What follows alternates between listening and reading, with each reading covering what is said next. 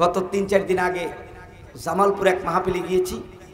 কমিটির লোক বলতেছে যে এবছর যে বক্তা এনেছি ইনশাল্লাহ আগামীতে এর চেয়ে ভালো আমলে এলেমে দেখতে হতে মোড়া তাজা কায়দা মতো তা আনবো। আমার স্টেজে বসাইয়া যুব কমিটির লোক এইটা বলতেছে, আবার মুহতামিম সাহেব সেই কথা সেও আবার রিপেয়ারিং করতেছে, যে বছর যে বক্তা এনেছি ইনশাল্লাহ আপনারা আগামীতে একটু হাদিয়ে ভাড়াই দেবেন, এই দেশের পরিমণি মার্কা বক্তা নিয়ে আসবো। তাহলে আমি বলছি তাহলে আমারে আপনারা যে বউ আইনা এখন পর্যন্ত আমার হাতের রান্না খাইলেন না, শ্বশুর শাশুড়ির খেদমতি করতে পারলাম না, এর আগেই মাইকে ধরে কইলেন যে এর চেয়ে ভালো বউ আনবো আগামীতে। বলতে না বলতেই হুজুরেও ভুল হয়ে গেছে।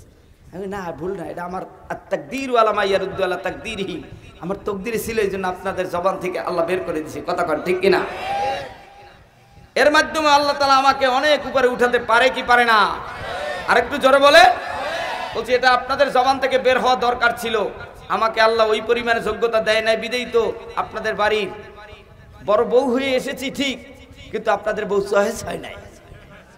তা একটু বসেন, আজকের যেহেতু আপনাদের বাড়িতে নাইর হয়ে এসেছি, অন্তত পক্ষে 3 দিন তো থাকবো। কথা কয় না? নতুন বউ কয়দিন থাকে? জোরে কয় না? নতুন বউ কয়দিন থাকে? 3 দিন থাকে, এরপর কিন্তু বাবার বাড়ি চলে যায়। তা আমি তো আপনাদের কাছে 1-1.5 ঘন্টার জন্য নতুন বউ, কি কথা বলেন না কেন? ইনশাল্লাহ পোষায় দেব, সমস্যা হবে না। রান্না বান্না খান, দেখবেন ইনশাল্লাহ মজা পাবেন। কথা কন ঠিক কিনা? আগামী বছর আপনারা আপনার বড় ছেলেরে আমারে তালাক দিয়া ইনশাল্লাহ নতুন বউ নিয়ে আসবেন, ভালো ভালো ডিম মামলেট করে খাওয়াবে, শীতের দিনে চা গরম করে চাইবেন, দেবে ঠান্ডা পানি। কথা কয় না? আছে না? আছে।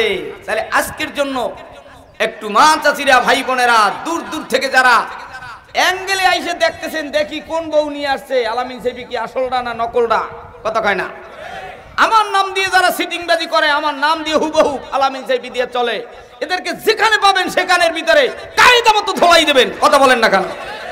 বাংলাদেশের ভিতরে সাইদি সাহেব একজন, ফজলুল করিম একজন, রেজাউল করিম একজন, রেজওয়ান রফিকি একজন, হাফিজুর রহমান সিদ্দিকী একজন, আব্দুর রহিম আল মাদানী একজন।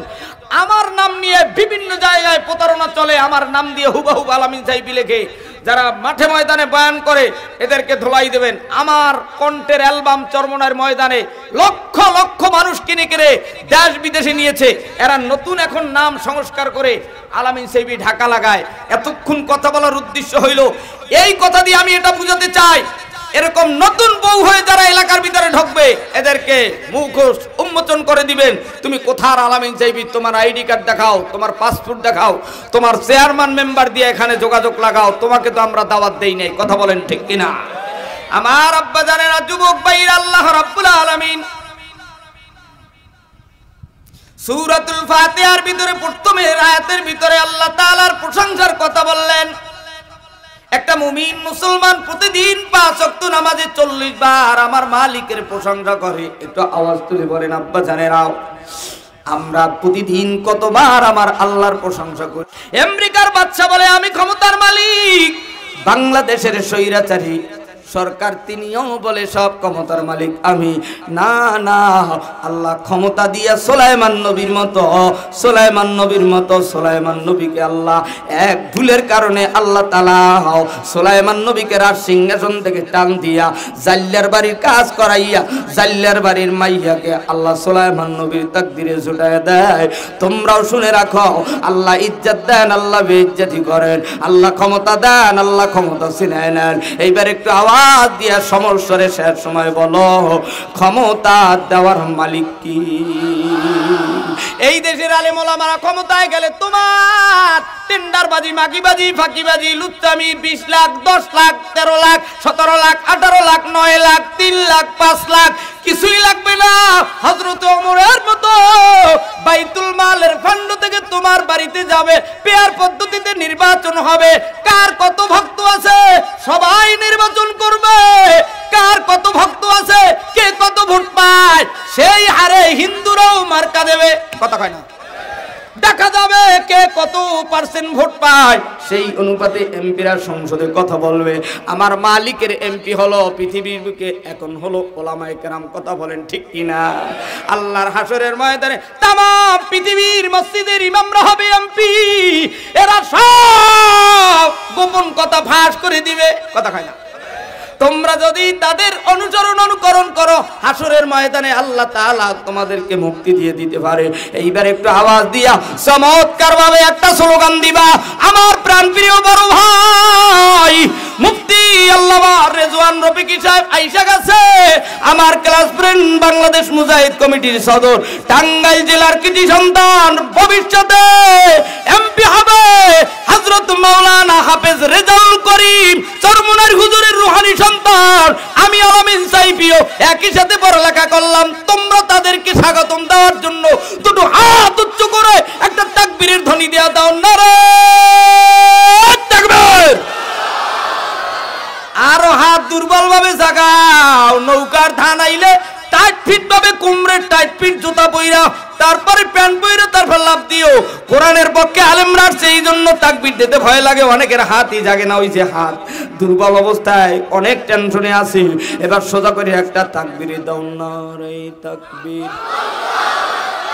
চেয়ার কমিটিরা হাত জায়গা না রাখো, আমরা ক্ষমতাসীন দলের লোক, আমরা ইসলামের পক্ষে টকে নাই, আমরা আসছি জানো তোমরা হুজুররা আমাকে জানা যায় যাবা, এই জন্য তোমকে মহফিলে আসছি, কাপ কায়দা দেখতে আসছি। তোমরা কি কও, ইসকনের পক্ষে কও না বিপক্ষে কও, সব পাগলামি বন্ধ কইরা এবার তাকবীর দাও, নারে তাকবীর, নারে তাকবীর।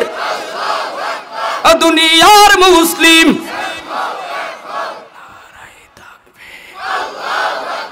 প্রধান বক্তার আগমন, শুভেচ্ছার স্বাগতম, নারে তাকবীর।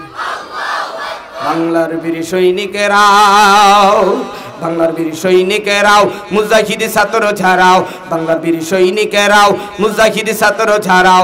এবারে লড়তে হবে, এবারে গড়তে হবে সোনার বাংলাকে। তাই তো এবার শপথ নে না নতুন করে বাংলা গড়া। বাংলার বীর সৈনিকেরাও, ওলামা ছাত্র ছাড়াও, বাংলার বীর সৈনিকেরাও, হিন্দু মুসলিম ছাড়াও। এবারে লড়তে হবে, এবারে গড়তে হবে সোনার বাংলাকে। তাই তো এবারে শপথ নে না নতুন করে বাংলা গড়া। যে দেখো ঢাকা, খুলনা, বরিশাল আর রাজশাহীতে ইতিহাস গড়ে দিল আবু সাইদ রংপুরেতে। ঠিক বলে না যারাও স্বৈরাচারের দালাল তারা, ঠিক বলে না যারাও জবান খোলে না যারাও ইসকনের দালাল তারা, কতক্ষণ ঠিক কিনা? যে দেখো ঢাকা, খুলনা, বরিশাল আর রাজশাহীতে ইতিহাস গড়ে দিল আবু সাইদ রংপুরেতে। আরো কত শহীদ হলো চট্টগ্রাম, ময়মনসিংহ, সিলেটেতে, বীরমুগ্ধ জীবন দিল পানি পান করাতে গিয়ে। এভাবে আর কত জীবন দেব মোরাও, এভাবে আর কত জীবন দেব মোরাও, এভাবে আর কত জীবন দেব মোরাও। তাই তো এবার শপথ নে না নতুন করে বাংলা গড়া, ঠিক কিনা? 52তে শহীদ হলো আমার দেশের ভাই বোনেরাও, 52তে শহীদ হলো আমার দেশের ভাই বোনেরাও, 24তে শহীদ হলো বীর বাঙালি, কোটা আন্দোলন করছে যারাও। জীবনের মায়া বুলে সামনের দিকে কদম বাড়াও, জীবনের মায়া বুলে সামনের দিকে কদম বাড়াও, জীবনের মায়া বুলে সামনের দিকে কদম বাড়াও। এখন তোদের কাজটা হবে স্বৈরাচারের বিচার করা, এখন তোদের কাজটা হবে অন্যায়ের বিচার করাও, এখন তোদের কাজটা হবে অন্যায়ের বিচার করাও। বাংলার বীর সৈনিকেরাও, মুজাহিদি ছাত্র ছাড়াও, বাংলার বীর সৈনিকেরাও, মুজাহিদি ছাত্র ছাড়াও। এবারে লড়তে হবে, এবারে গড়তে হবে সোনার বাংলাকে। তাই তো এবার শপথ নে না নতুন করে বাংলা গড়ার, নারে তাকবীর। অগুছালো কথা বলে গেলাম, সূরাতুল ফাতিহার উপরে কয়েকটা কথা বললাম। 3টা কথার মেসেজ দিলেন। 1 নম্বরে প্রশংসা, 2 নম্বরে আমার মালিকের কাছে পরিচয় দিলাম, 3 নম্বরে আমার মালিকের কাছে আমরা দাবি জানাইলাম। আল্লাহ আপনি আমাদেরকে হাসরের ময়দানে মাফ করে জান্নাতের বাসিন্দা বানায় দিন। আস্তে বলেন, আরেকটু আস্তে বলেন, আস্তে বলেন। এবার বলেন তো বাজান, এই মাদ্রাসা এলাকার জন্য দরকার আছে না নাই?